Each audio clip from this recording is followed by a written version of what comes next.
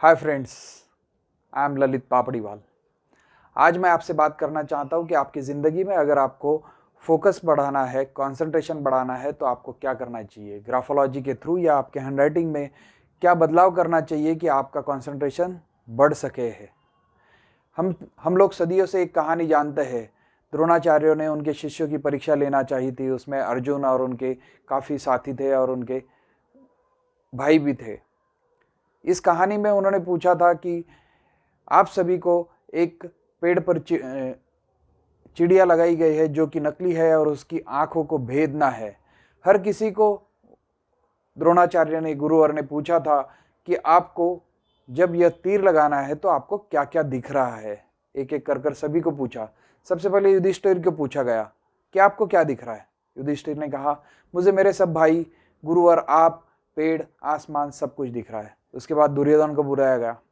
दुर्योधन को भी पूछा गया कि आपको क्या दिख रहा है।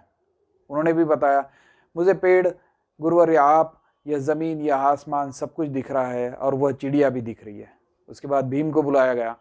भीम ने भी यही आंसर दिया। उसके बाद दुशासन, जो कि पार की नज़र के लिए बहुत जाने माने जाते थे, उन्हें भी पूछा गया गुरुवर ने कि आपको क्या दिख रहा है। तो दुशासन ने बताया, मुझे यह धरती और आसमान जहाँ मिल रहा है वहाँ तक सब कुछ दिख रहा है। गुरुवर ने बोला, आप सब तीर नहीं चला सकते हो।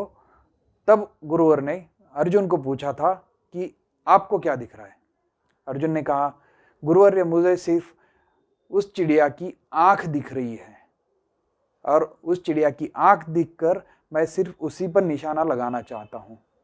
गुरुवर ने कहा, आप तीर चला सकते हो, आप उस चिड़िया की आंखों को भेद सकते हो। और जैसे ही उन्होंने तीर चलाया तो उन्होंने उस चिड़िया के आंख को भेद दिया।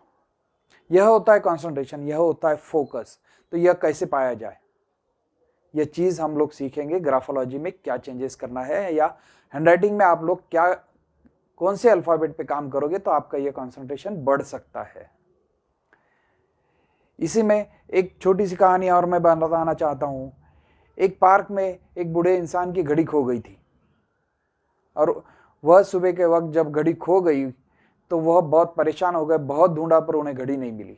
वहीं कुछ बच्चे खेल रहे थे। उन्होंने उस बच्चों की हेल्प लेना चाहिए। उन्होंने कहा कि बच्चों, मेरी घड़ी गुमी है, आप मुझे ढूंढ कर दीजिए तो मैं आपको अच्छा सा एक कोई प्राइज दूंगा, आपको कोई बख्शीश दिया जाएगा।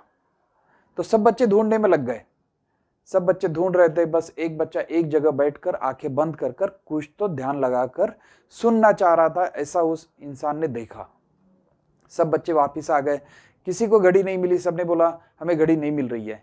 उतनी देर में वह बच्चा उस जगह से उठा, आंखें खोली और एक जगह जाकर उसने घड़ी ढूंढकर उन्हें ला कर दी। यह कैसे हुआ? आप सोचते होंगे यह कैसे हुआ। तो उस छोटे बच्चे ने आंखें बंद कर इस बात का कंसंट्रेशन किया कि घड़ी की टिक टिक की आवाज कहां से सुनाई दे रही है।